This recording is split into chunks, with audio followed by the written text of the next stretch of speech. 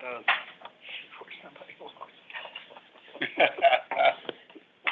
Well, it's 12:30. One more. All right. And One more for a quorum. you'll have to speak up so they can hear you. Okay. Good. And Bonnie. I have Bonnie.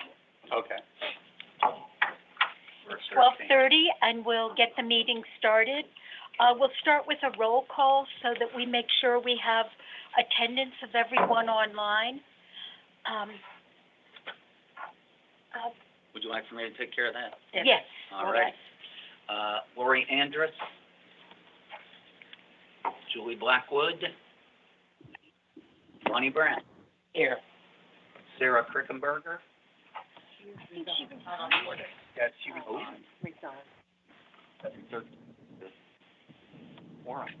Brian Gallagher. Here. Richard Goldberg. Here. Deborah Hammond. Here. Elliot Dick, unable to be here today. Betty Ireland. Here. Eva Jones. Here. Mark Lewis. David Living. Brian Kelly. Cecilia Mason. Robbie Moore. David Moran. Renata Four. Rita Ray. Here. Karen Rice. Here. Lori Rootberg. Here. Andrea Shirey. Here. Peter Stafford. Mark Sundstrom. Here. Priscilla Magna. Here. Warren here. Erica Zink. 2, 4, 6, 8, 10, 12. We're just checking to see if we have a quorum. 10, 12, 13, we have a quorum. Okay, we have a quorum. That's wonderful. Well, we'll start the meeting. I'm turning it back to Walt for the presentation of the minutes from our last meeting, which was in September. Has everyone had a chance to review the minutes? Move we approve. Second. Who seconded? Eva. Thank you. All in favor? Excuse me, Any discussion? did we have a quorum? Yes, we Yes. have a Oh, I'm quorum. sorry, okay. Yes. I thought that there was one item from the minutes at the last meeting that came up in the executive committee in regard to,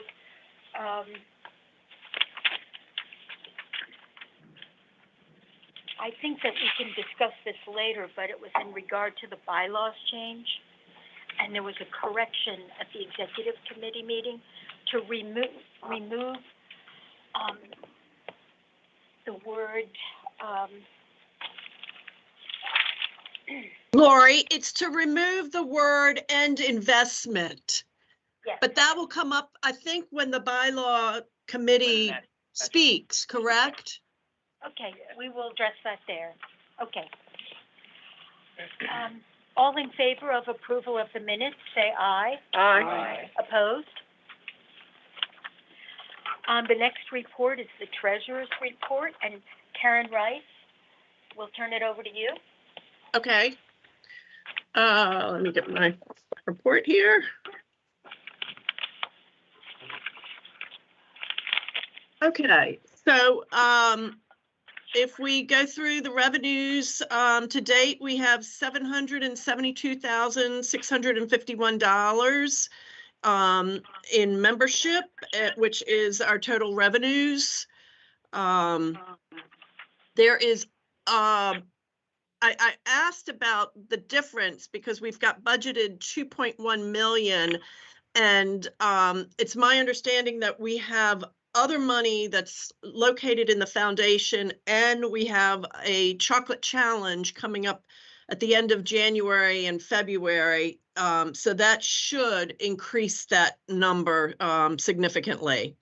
But across the board, I have also learned that all public radios are experiencing kind of a low time right now in terms of revenues. Going through expenses, I'll just point out ones that I had questioned.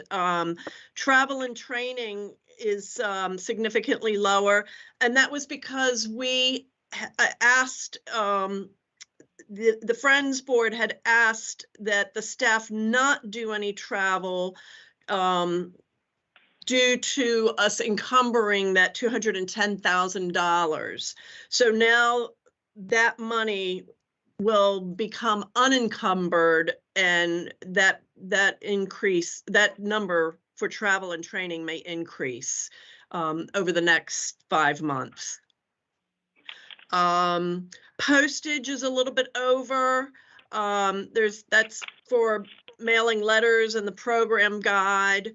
I guess we will kind of shift money around to cover that, because we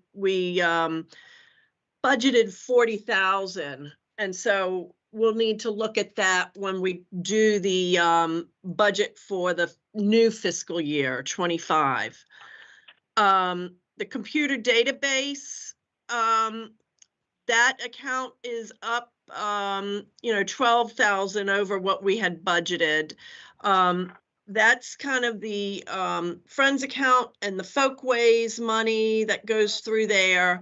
So a lot has been spent from that line item.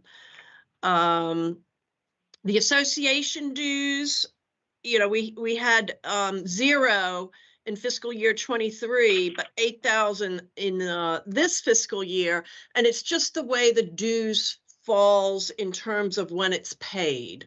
So that's why you're seeing a difference between those 2 fiscal years.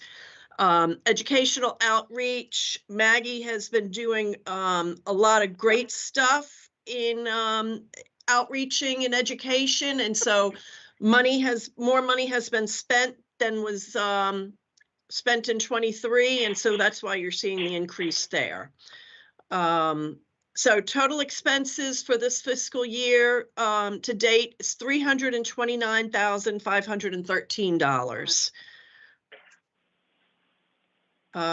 Total net income is $443,138. Are there any questions so far?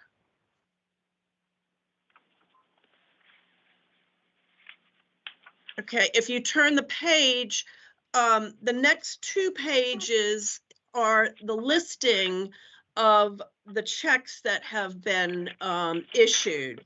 So if you go to the bottom of the 3rd page, you'll see how that represents our expenses. And if you notice too, we have membership revenue of $77,265. That's the 10% that we need to allocate. We have $133,491 that's left over, and then what we had encumbered of $210,000. So there's $420,756 that we need to spend or encumber the money. Otherwise, it goes, I guess, back to the state.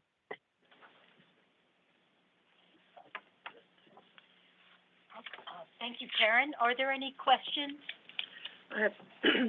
First of all, thank you, Karen. Good report. Sure. On the page, and I guess it's page 2 and 3 where we have the detail. This is the first time we've seen this, and it helps us rather than just have groupings of what we've been spending our money for.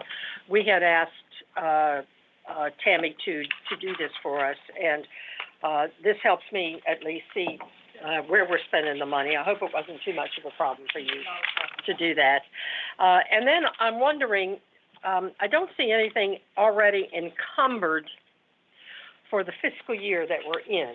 And of course, we have a July to June fiscal year. For instance, we need to encumber something for the audit. We know that's going to happen. And I guess after this meeting, we may encumber some other funds for some other of the 10% requests. But I think we need to encumber something for the audit. It's usually about 10,000. It would show, well, we don't have a list for encumbrances yet. Okay. That's my point. Okay. Karen, this is Rita. Yes. I have a question. The intern initiative figure, for FY '23 funds encumbered, 250,000.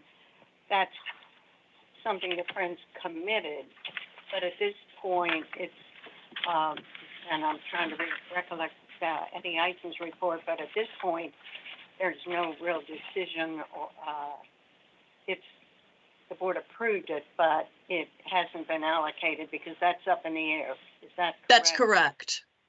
Okay.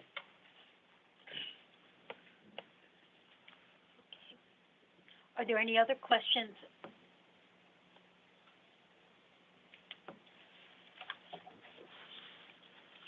Is there a motion to approve the treasurer's report? Well, I move we approve, but to amend it with the addition of $10,000 encumbrance for the audit fee. Oh, yes, we did. Is it on here? Richmond and Company. Is that Richmond? That's a spend. Yeah, that's what we That's spent an last year. expense. That's already been spent. Okay. I don't see any, maybe I'm not looking at this properly, but I don't see any encumbrances other than June requests and interim initiatives. That's correct. Most of the, asks for June have been spent now, and we didn't Come up so people encumber. can, people on the phone. Most of the things that we asked for in June have now been spent, and audit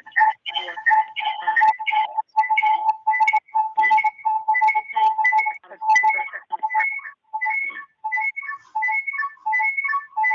Peter, mute yourself. Thank you. Stifle yourself. the audit for FY '23 that happened this past summer. Is now we exiting. paid for out of the current funds. So if you want to encumber the 10,000, that would be for this current year's Correct. audit, which would happen next summer. Yes, but it has to happen. I think we need to have that on there, if that's okay. So I move that we, accept the report for November 30th, 2023, with the addition of a $10,000 encumbrance for the audit fee.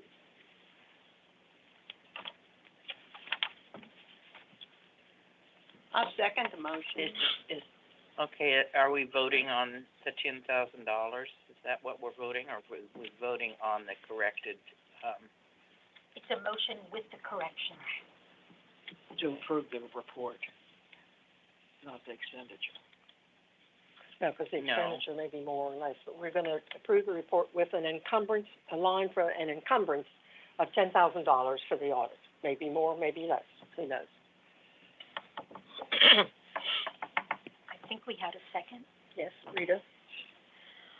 All in favor of approving the treasurer's report with the clarification? Aye. Aye. Any opposed? Thank you very much, Karen. Well, we had an executive committee meeting on November 29th, and people in attendance at the meeting were Bonnie Brown, Elliot Hicks, our chair, Betty Ireland, Cecilia Mason, myself, and Walt Warren. And staff, Eddie Eason, Marilyn DeVita, Tammy Treadway, and Kathleen Brady. There were a few items discussed at the meeting,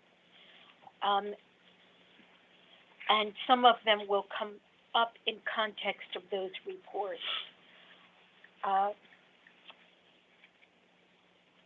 we did discuss the 10%, and we did agree that at this meeting, we would make a motion to address that. Okay. Let me know if you're online and you have trouble hearing me. I'll direct my voice to the mic. I have trouble. Okay. I will speak up.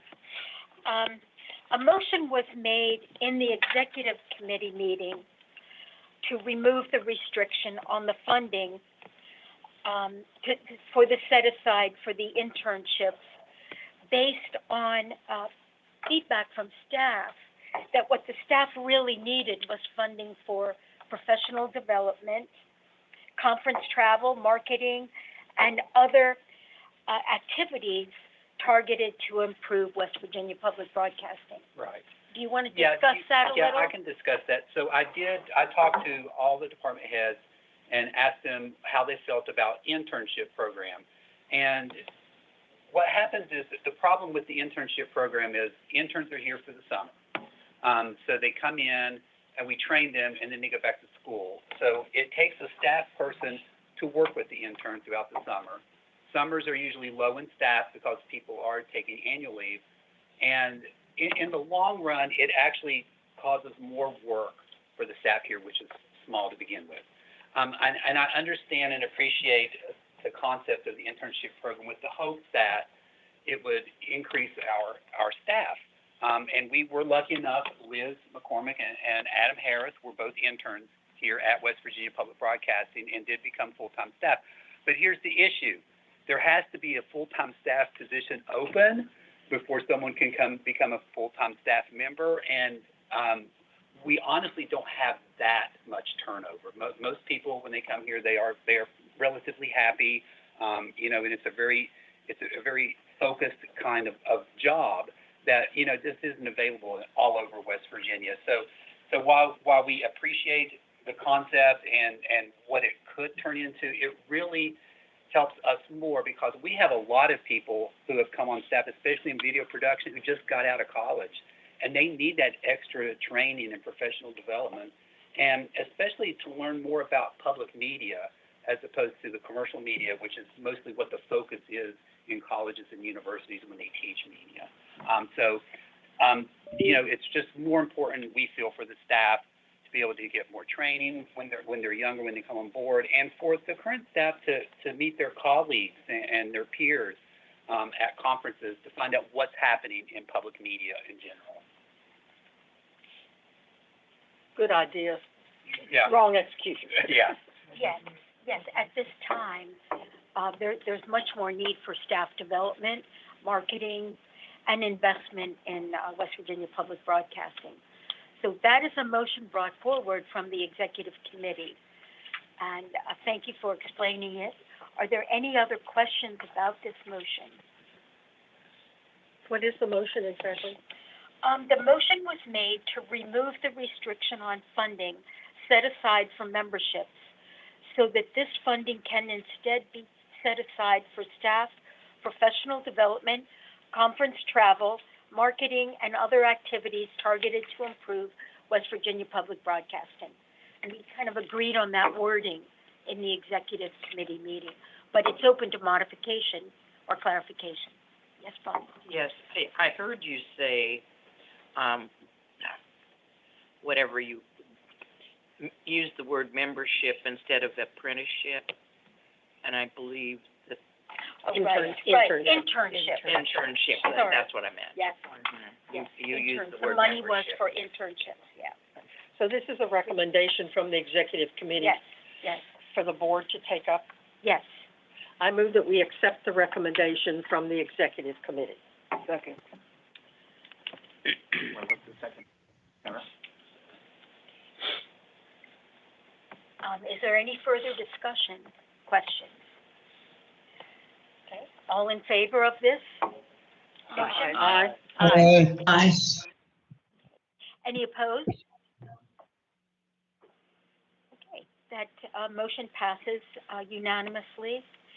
Another discussion item or recommendation at the executive committee meeting was that travel policies and procedures be implemented by following guidelines recommended in the auditor's notes submitted contiguously with the 990 form. This came out about 2 months ago. The primary recommendation from the auditor's notes was that all West Virginia public broadcasting travel be processed in a consistent way. And I think I'd like Eddie to respond to this, because when this came up, you did say that you have adopted some changes. Yeah, we have adopted some changes. There are different rules sometimes with state travel using state funds as opposed to when we're using Friends or Foundation funds. And we have consolidated all of that so that all travel requests, reimbursements, et cetera, will all follow the same procedures, which are the state employee procedures from this point forward. So that really didn't take the form of a motion, but just a recommendation. And Right, I think part of our job is fiscal oversight. right. So it's important for this group to hear that those recommendations from the auditor and the notes were brought forward, brought Yeah. to your attention. And I can briefly go through the procedure if anybody wants me to, and I won't be long. So it starts with an employee will make a request to travel, and they will fill out a very specific form that all state employees fill out. This will include how much it costs, from travel, hotel stay, registration, et cetera. That goes over to Arts, Culture, and History for approval for travel. Then it comes back, and then after that point, we make the travel arrangement. When employees return from travel, they are to fill out a form to reconcile what was actually spent, compared to what was asked for. And then that goes through the business department, which goes through it. And then if employees spent more, they are reimbursed. And if not, the money just goes back to the 10% fund. Eddie, Mm-hmm. does that mean that the employee has to do their own research as to how much a plane fare is, Yes, and do all of that? we do rely on employees to turn submit that that. information over to, because we can't have one employee handling everybody's travel. You don't have a travel No, we don't have. manager? So we do require employees, if they really want to go to a conference, I mean, I feel they should take the initiative.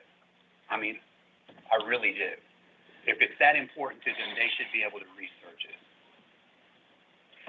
One thing about travel, and I think I discussed this in the executive committee, in addition to the fiscal part of it, I'm always curious about what our people learn at Right. these conferences. I mean, the Friends pay for these, and we're going to hear a bunch of these 10% requests, but we never hear Right, the bottom line of that. right. Not only who went, but what did they learn, and was it effective? Was it worth going to? How are you going to put what that person learned into progress, into effect, so that you make public broadcasting better? Right. And so we would like to hear more of that. So that's going to happen. So going forward, when an employee returns, it will be included in the executive director report to the Friends Board, where they went, what we learned, and if it was beneficial or not, and whether or not we should return or not. So that will become a part of the director's report. And that could be a form, right? Yes. Oh, that's a great idea, thank you. I was worried about oral reports and taking up time, but to have it included in Eddie's report. Yeah, just have it, Sure. everybody fill out a Little simple text. form. They should Thank do you. that anyway for you. Right. Do the state travel guidelines include, trying to find organs? Well, yes and no, in a way. So usually when we attend a conference, we get a discount anyway for the conference itself. But plane fares can be highly variable. Yeah, plane fares is going to depend on the day that you book it. Mhm. We try to request early so that we can book our planes early, so that because we know if we wait till the last minute, the airfares go up. For example, Mountain Stage is getting ready to travel. We just finished their airline bookings for 2 months from now. So I think, Brian, you had a question? I have a comment. It was about the reports. In a previous life, we were required to do meeting reports so that everybody knew what the benefits were of the meeting that you were at. And also that it was distributed around so everybody knew what they could get out of that. Maybe if they had questions that the attendee didn't even consider because it pertained to them, those meeting reports were circulated internally in this business that I worked with. Yes, certainly, we'll look into that. And usually whenever we make the 10% request, we do provide a little information of why we want to go, but we've never followed up telling us whether or not it benefited us. So that will be added. Good, because we're paying for it. Right. Yes. Yes, very good. Thanks for bringing that up. So that is a recommendation fiscally and also for, the value assessment of the travel. So, do we need to have a motion on that, or we have a good understanding and a solution? So, okay. I believe those are the key elements from the executive committee meetings, and the other issue will come up as part of the bylaws report. Any other questions about those two topics?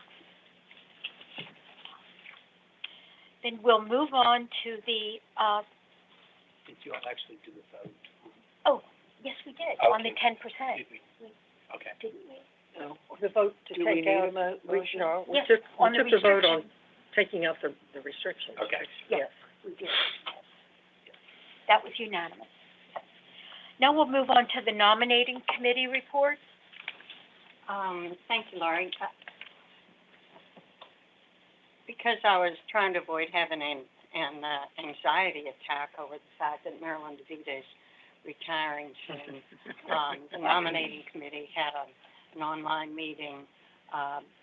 Bonnie Brown and Karen Rice and I, and we agreed or established the calendar for the coming year for the elections, which is standard pretty much, that you all are familiar with.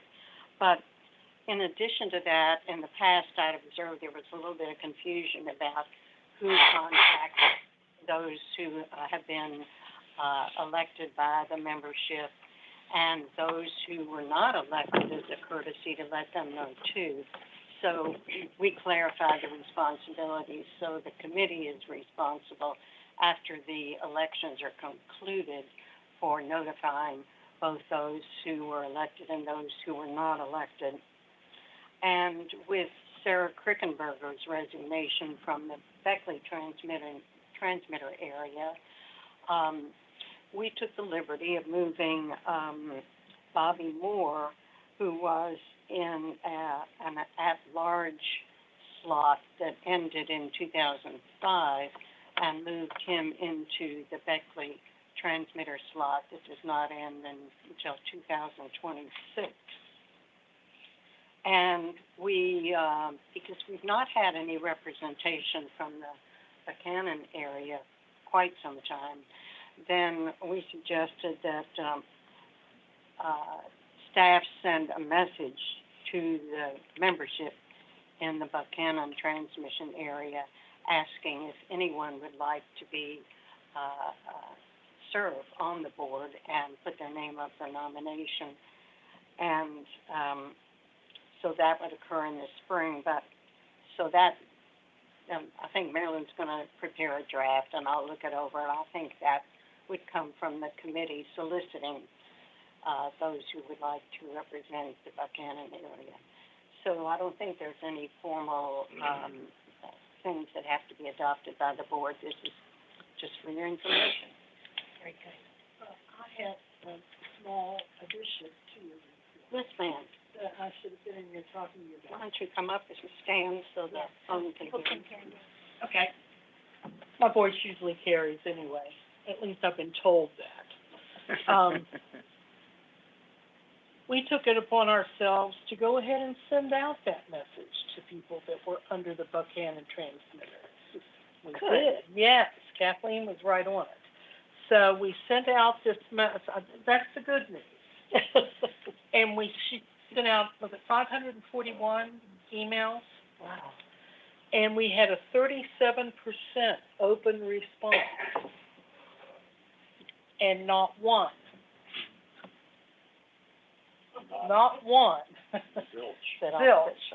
said that they wanted to be more involved. Well, I'm not moving to Buchanan.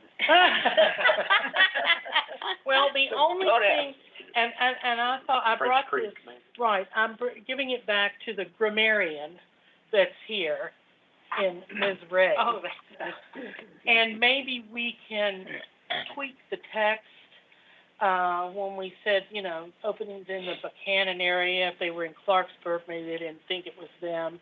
But, you know, we can talk about it, but, I look for you to update this with the thought of doing a better sales job. Because obviously it didn't register with a lot of people. all right, well, that's our update. Now she's putting it off on me. All right.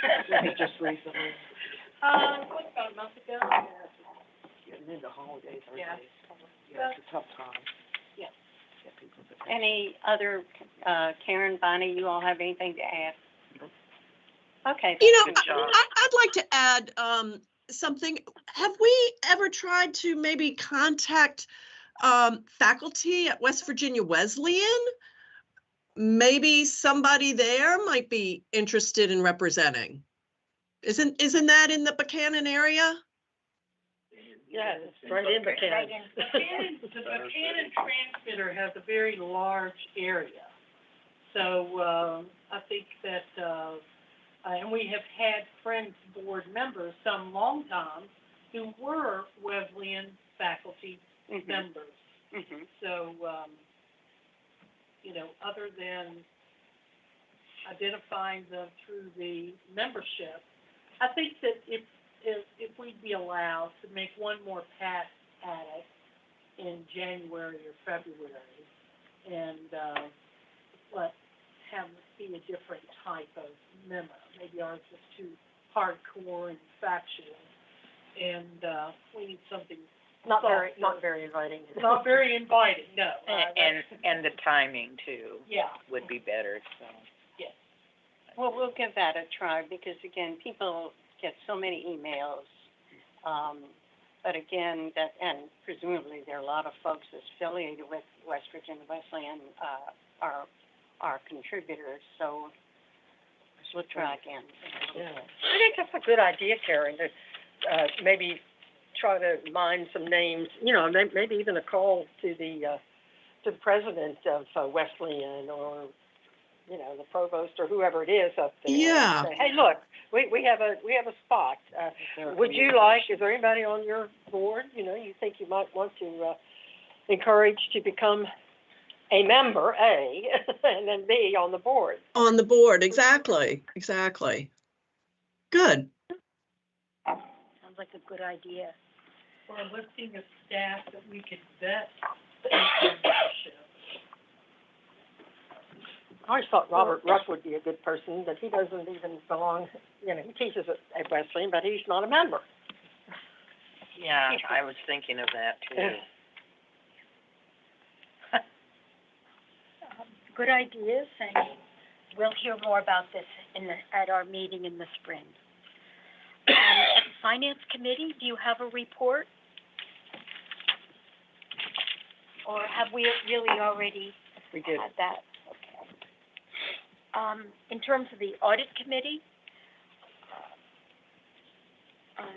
we had the 990 that went around for review, and that is available on the website. I think Marilyn, I have it because I filled out some charitable returns. Yes. And we had 3 that have been filed. so, and normally this is a document that, is made public. It is public. So, and I think you confirmed that it is on the website. I'm not sure, but you know what, we'll definitely check it out and make sure what we're supposed to have posted on the website will be there. Okay, thank you. Any other committee reports? Yes, the bylaws committee would like to report. Very good. Okay. Yeah, so, previously, everybody was sent the amendment to the bylaws. It was Article 8, Section 4 of the bylaws. And we wanted to amend by adding a sentence.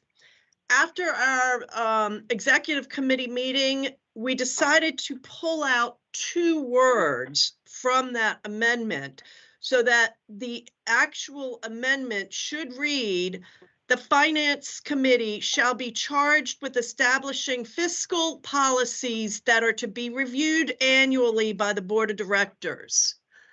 So that if I read the whole section 4, it will say, "The Finance Committee shall be chaired by the treasurer and shall oversee the finances of the corporation, including the corporation's budget and preparation of all appropriate federal and state tax and registration filings. The amendment, the Finance Committee shall be charged with establishing fiscal policies that are to be reviewed annually by the Board of Directors." Is there a motion to accept this amendment? So moved. Second. Yeah, Karen, would you explain why we even considered, well, why we're amending this and why we even considered those 2 words "and investment"? Sure. So the whole idea behind the initial amendment was because of the money that had been encumbered for the internship program. And while this is just very kind of plain vanilla language, there's nothing very specific about this language by adding it that's going to affect, but we did remove the 2 words "and investment" because it was felt that we might be encroaching upon what the foundation does, because the foundation is in charge with investing monies that are received as estates or stock gifts, that kind of thing. So we just pulled out those 2 words "and investment" and then just left it as "establishing fiscal policies." Thank you. Are there any other questions? So if not, then we'll go ahead and vote on this motion as amended, as presented by Karen. All in favor? Aye. Opposed? That was unanimously approved. Are there any other committee reports? Okay, now it's time to move into staff reports. Thank you all very much. I will not be long. I'm just going to tell you all about a few of the good things that we're doing. You can tell me here at West Virginia Public Broadcasting. Our education department is currently working on 2 brand new projects. One is Hope and Healing West Virginia Youth, and what we've done is we got a group of young teenagers from West Virginia together and had them talk to themselves about the social issues that they go through when it comes to vaping, witnessing abuse, drug abuse in the homes, living in foster care, the many things that kids are dealing with nowadays outside of just their regular school. And we wanted the kids to be the people talking to each other, because kids don't like adults telling them how they're feeling. They know how they're feeling.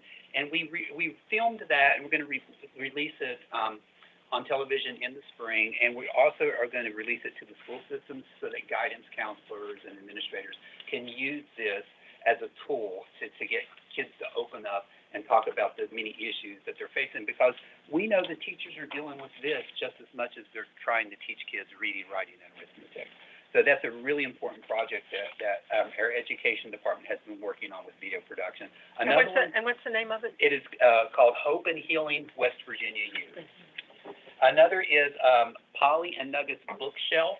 and it is a digital online program, less than 5 minutes each episode that Maggie created, where a chicken named Nugget and a possum named Polly get together. They're making a podcast, and they encourage kids each week with a new book to go to their library and check a book out. So it's a literacy program. It's real fun, and it was a labor of love for Maggie, who always wanted to create something like this, and it's been really well received so far. Maggie and them are also working on expanding our Daniel Tiger's Little Learners program in Boone County, and this is a pre-K emotional curriculum to help kids get ready for the school system. We have some Christmas presents back here in the corner that they're going to deliver, and those are Daniel Tiger story. It's a little thing that reads the stories to the kids, and so that the kids can take these stories that they've been learning everywhere they go. And of course, they've been busy with book festival, reading association conferences, principals associations. They're out there telling everybody about the great educational content that we have. If you didn't get to go to the West Virginia Symphony Orchestra Mountain Stage concert, first time ever, I hope you listened to it on the radio this past weekend. And if not, we'll replay it again later next year. So it was a great success. We had a lot of people there. It was pretty much sold out, and it was really well received. I want to remind everybody, Joy to the World is this Thursday and Friday at 8. If you don't have your tickets, get them now because we're close to sold out. We are putting together a national release for Mountain Stage of works over the years for part of their 40th anniversary, and it's going to be a digital compilation, but we're also going to release it on vinyl. It's going to be like something that people are really going to love, but we can't talk too much about it yet because there's going to be an official announcement later. But that's going to be a really cool thing to celebrate that 40th anniversary.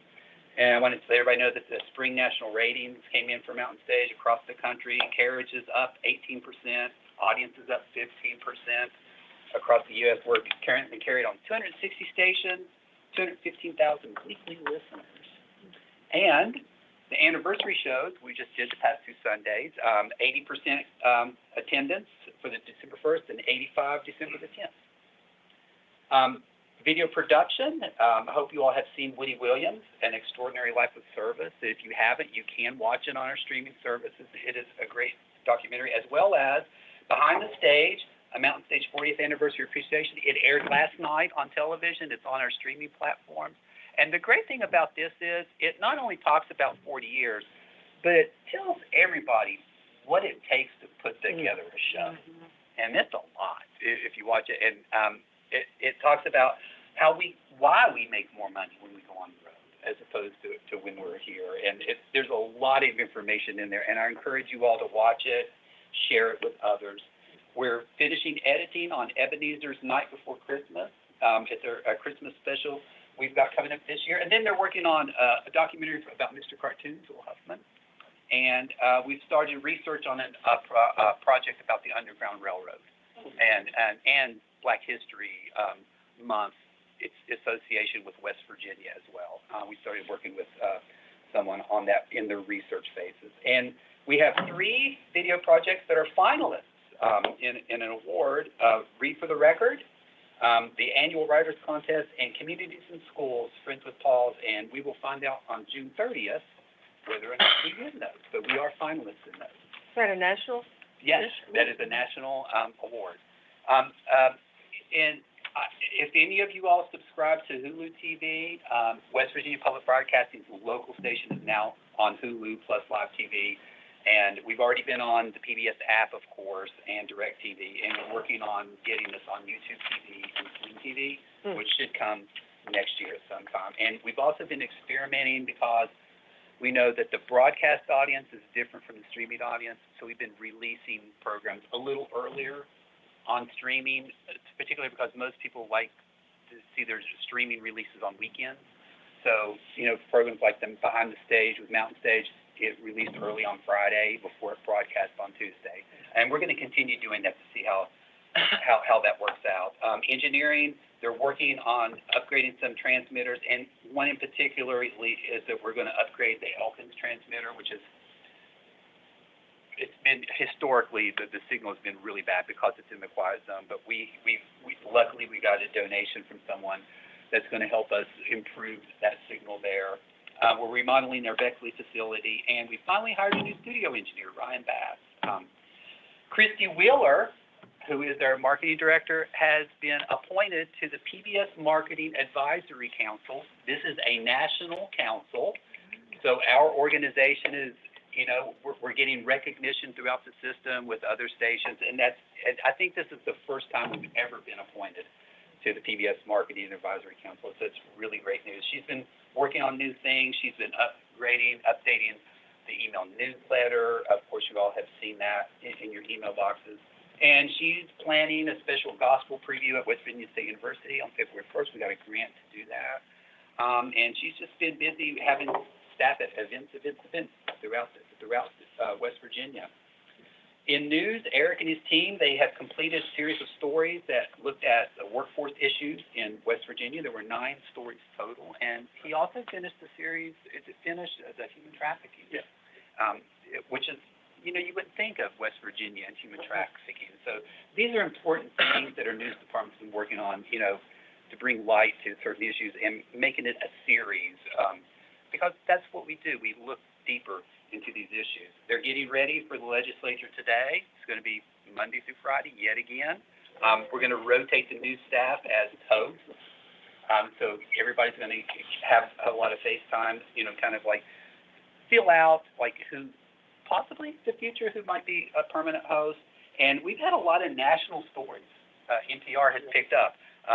Chris Schultz, Brianna Heaney, Curtis Tate, Emily Rice, coverage of the issues at WVU, the forest fires at the New River Gorge, what was happening on the west side in Charleston and a state of emergency, as well as Curtis Tate's interview with Senator Manchin.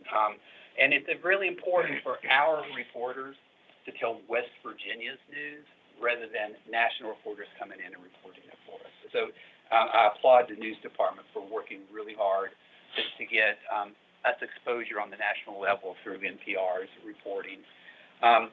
You may have seen our WVPB mobile app has been refreshed. It's a little easier to navigate. We've been working on our social media to expand the things that we promote to show the totality of what West Virginia Public Broadcasting does, specifically with our education department, and not be so news-centric, but to let people know everything that we do. And it's been 1 year since our new website launched, and we're going to go back and look at the statistics, Liz and I, and see if we've seen improvements in traffic, et cetera, et cetera. We are applying for the 3rd round of Margaret A. Cargill philanthropies, and we're pretty sure we're going to, we know we're going to get to continue the Folkways program. They've told us. We had a target this year of 36 stories for FY24, and we think we're going to meet that. And, you know, America's been looking for funding, of course, for other projects at other places. Underwriting will be fully staffed finally in January. And we have a new staff accountant, which has been able to help us tighten up our fiscal controls, which has given us a lot of problems this past year. And we've already seen improvements in that. And that ends my report, Betty. Well done. No 2:30.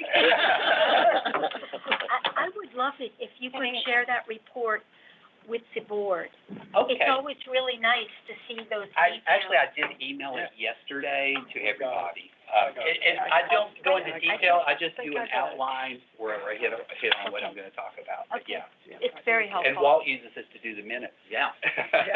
It's just cut and paste. Well, you did this before, and I told you then how much I appreciate it. I know we all do. Just a couple of quick questions. Okay.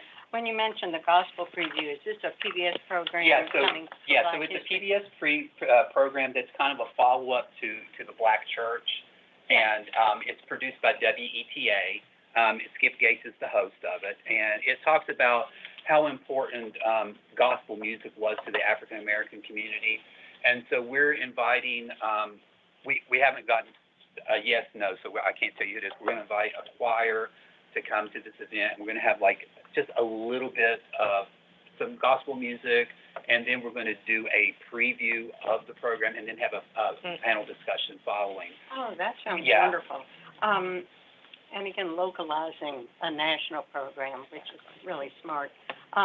And the remodeling at the Beckley facility, is this network operation? No, But it's not we're painting, Okay. pulling out old equipment, fixing, there was some old insulation that needed to be removed, paving, and stuff like Okay. that. Just some facelifting. Yeah, all right, thank you. Very good. I have a question. Uh-huh. What's giving you heartburn these days? What's giving me heartburn? How about, I think Eric has. about public broadcast? No, I think things have been going well, actually. I mean, we've been getting a lot of support. The staff here seems to be upbeat and ready to continue with the projects that we're doing. Really? Yeah, I mean, I think things are going well. I'm being a nuisance behind it. What about, you're coming up, of course, the legislature's coming back in session. That gives me heartburn. That gives me Yeah. heartburn, I'll leave and, that, Eric can suffer through that. and so are we, hearing We have- anything about funding? Right, we have not heard anything about funding. As far as I know, that we did our budget presentation, we were told that funding would be flat. So we're not expecting any issues this year. Fingers crossed. Fingers crossed. Of course, things can change, but at this moment, we're not getting any indication of anything. I would remind you it's an election. Yes. Right. That matters. It does matter. Relevant to that, it seemed like before I came on the board, and this is just my second meeting, there was attention from the governor's office being paid in our direction. Is that cooled? No, that we're not having any issues at all. Good. Any other questions about Eddie's report, or, I have a question. okay? Please go ahead. Yeah, Brian, go ahead. Do we have somebody that's going to be doing legislative monitoring for us this year? I do not know. what was the question? What was the question? Do we have someone? Monitoring, Yes. you all usually Oh, monitoring. hire someone to monitor the legislature. I ask that question because if something goes off the rails, it's going to go off quick, and we need to be able to respond quickly. That's why I ask the question. I mean, That's right. hopefully Eddie's spot on and what he says, there's not going to be anything that happens, but if it does, we got to be able to react quickly. Would that be a recommendation that would come from the executive committee, maybe even an emergency, meeting of the executive committee? I mean, the legislature's getting ready to convene. What is it, Bonnie, mid-January? That would be my recommendation. It'll be like January 8th or something. I can find out here quickly. Yeah, and so, and heretofore, we had a couple of, we contacted, 3 or 4 people we knew and asked them for, their availability. I'm talking about Right. essentially lobbyists, people who would go up and report for us, and then give us an estimate of cost. Isn't that how we did it before, Brian? Yeah, we had Hallie Mason the last couple of years. Right. Do you think that was valuable? I think it was. I mean, she didn't charge a whole lot. I think it was like $10,000, but she was going to be there if we needed to do something. There was a provision in the contract that if we had to go into any more depth than that, we would be positioned to be able to do that. But she monitored what went on in the finance committee in particular for us, so that we had that connection. Well, maybe we should ask the executive committee to have an emergency meeting to discuss this. And we'd want to get that in place before January 10th. Yes. Yes. Well, thank you for bringing that up, Brian. That ever since I've been on the board, we have had someone every year, so. Well, I would recommend that this group endorse the decision of the executive committee. I think the executive committee can go into more depth of this, but everybody knows what the issue is. But if this group can endorse it now, you don't have to have another meeting of this group. I think it's not a complicated issue that people are going to have a lot of more questions about. don't you make the motion, Brian? I move that this group approve the decision of the executive committee after they meet in emergency session. I'll second that. All in favor? Aye. Any opposed? Thank you very much. That puts us ready to act on that very quickly. Lori, do we need to encumber money for that? If we have to do something real quick? So, it's been in the budget in previous years. Tammy, do you want to say how this has been handled in the past? We just pay it out of the current earnings. Okay. The session goes in on January 11th to March 11th.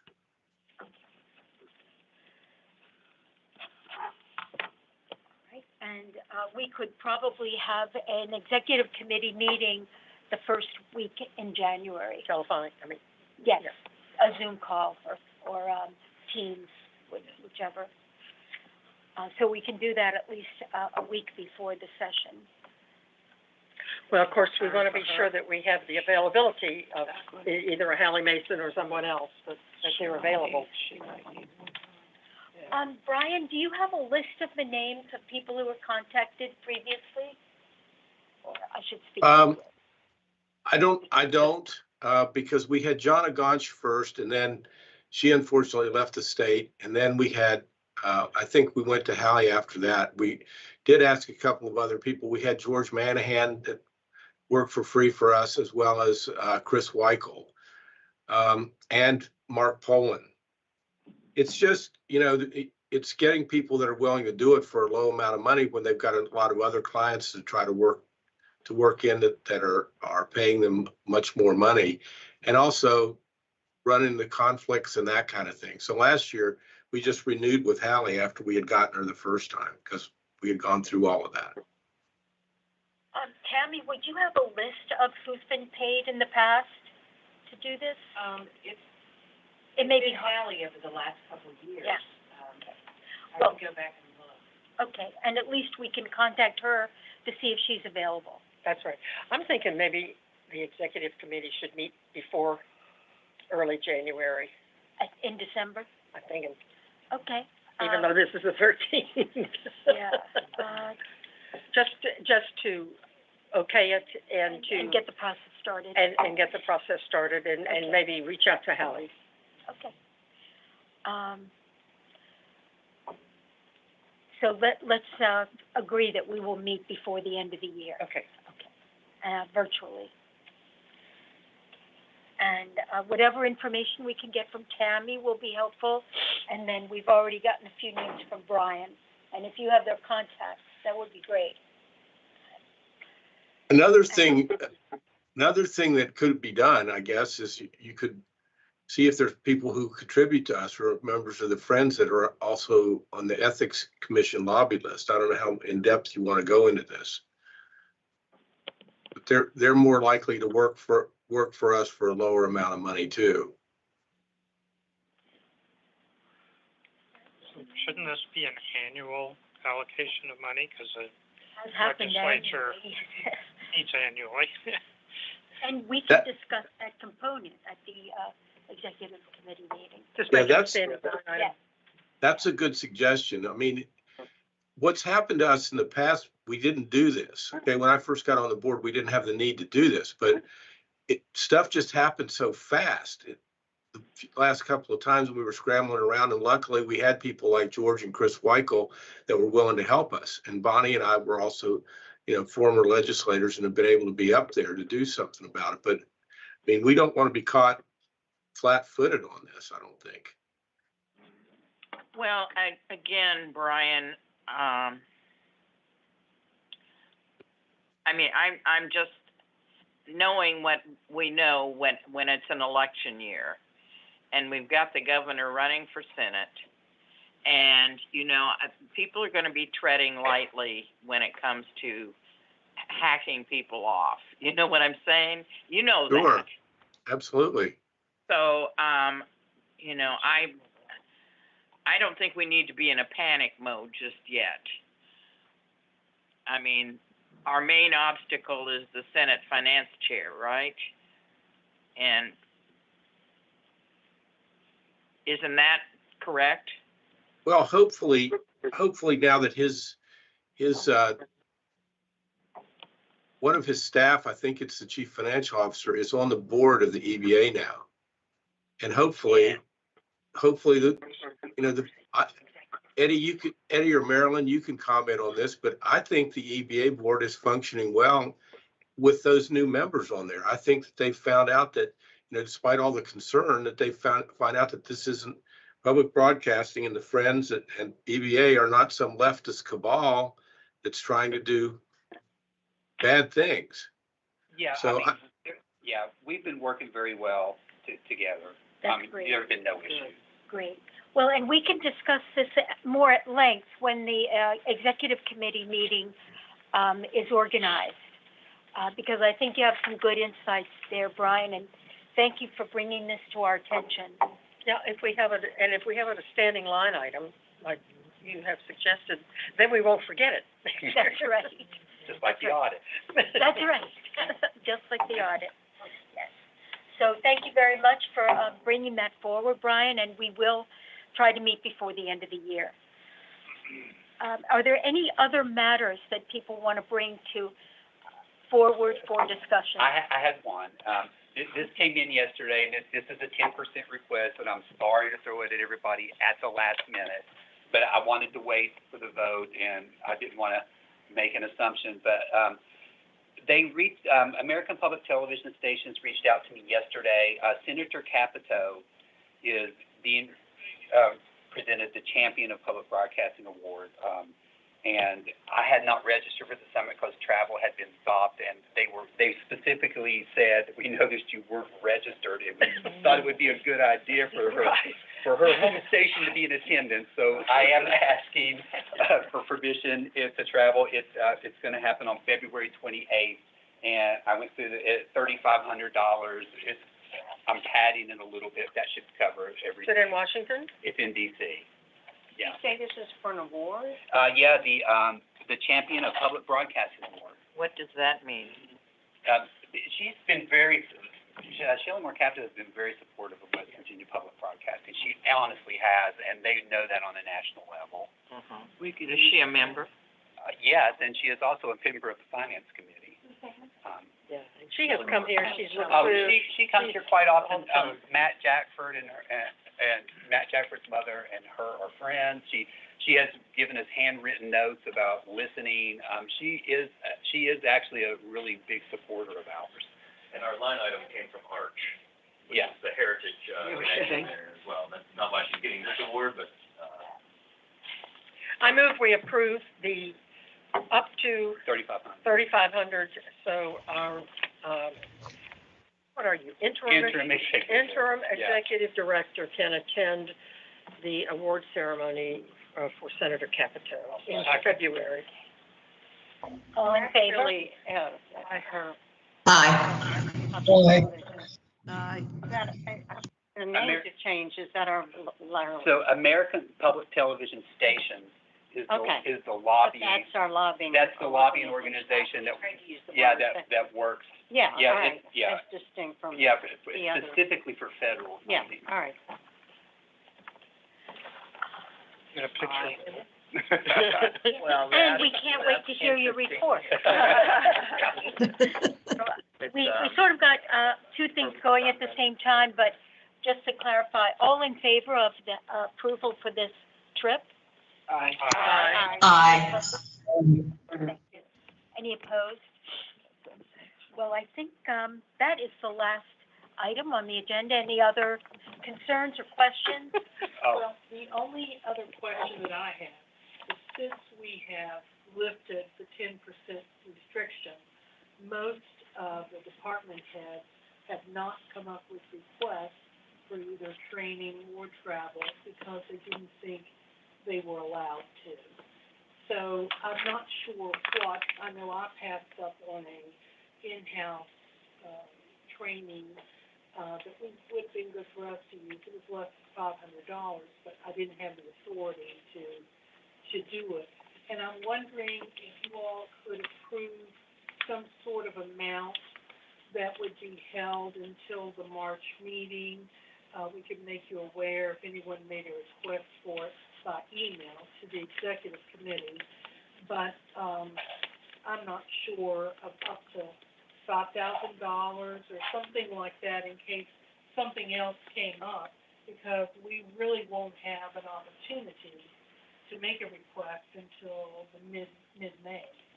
Sure. It's whatever you all would like to do, but I did have an educational request of those less than $500. Well, that funding is now unrestricted Yeah. and available,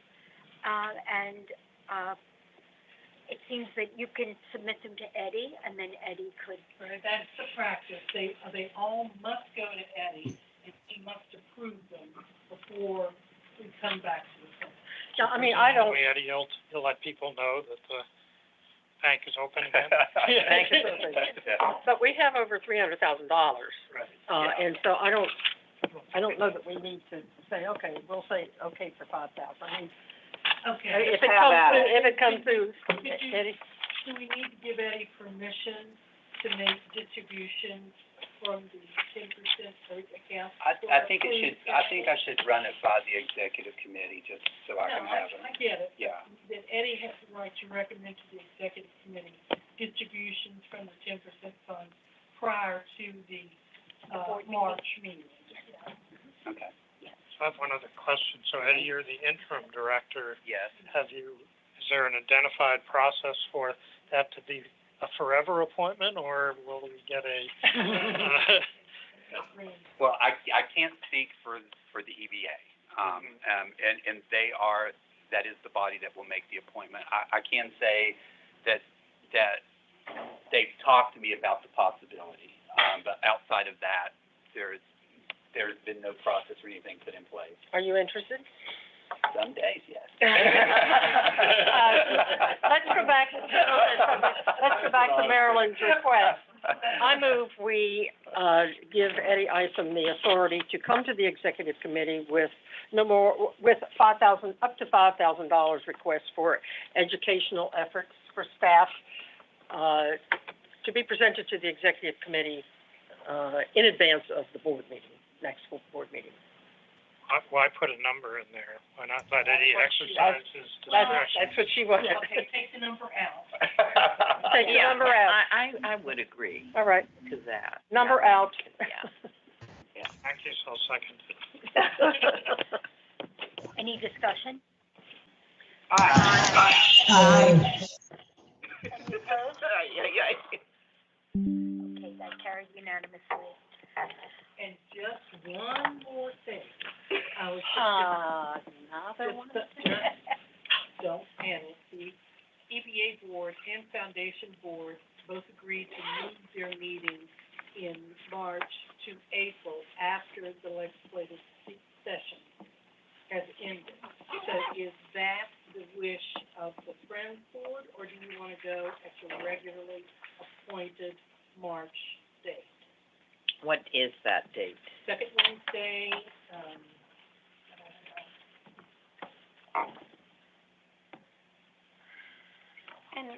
And why did they want to move? because they wanted to wait till the end of the legislative. Because a few of the people on the EBA are actually working during the legislative session, and they would not be able to attend. So we're talking about the second Wednesday in March? March 13th. 13th. That's the regular day, Yeah. and Isn't that a The conflict session's of over by then. interest? The session's actually over by then, but see, the 6th is the last week of session. Isn't that a conflict of interest? What do you mean? What? Oh, for them to If be they're working with working- the legislature and. For a body that regulates who they're working for. I think the Oh. lobbyists more than employees in the legislature. Oh. They're not working for the legislature directly, they're lobbyists. Okay, I don't know. Well, I don't know why we need to change our meeting. I kind of I agree. like the idea of meeting while the I just legislature. wanted to make everyone aware of it. I agree. I don't think we need to, if anything's gonna happen, it's gonna happen Not gonna happen before then. then, yeah. Okay. Are you comfortable with that? Yes. Okay. Our next meeting will be March 13th. And is there a motion to adjourn? So moved. So move. Is that Sarah? Yeah. All in favor? Aye. Hey, Sarah. Thank you very much, everyone. Thank you. Thank you, Lori. Hey, Sarah. Yeah. Mark Sundstrom? Oh, I wanted to ask Sarah something, not the whole board. Just before she left, if I could ask her a question this way. Get a private message. Can you text me?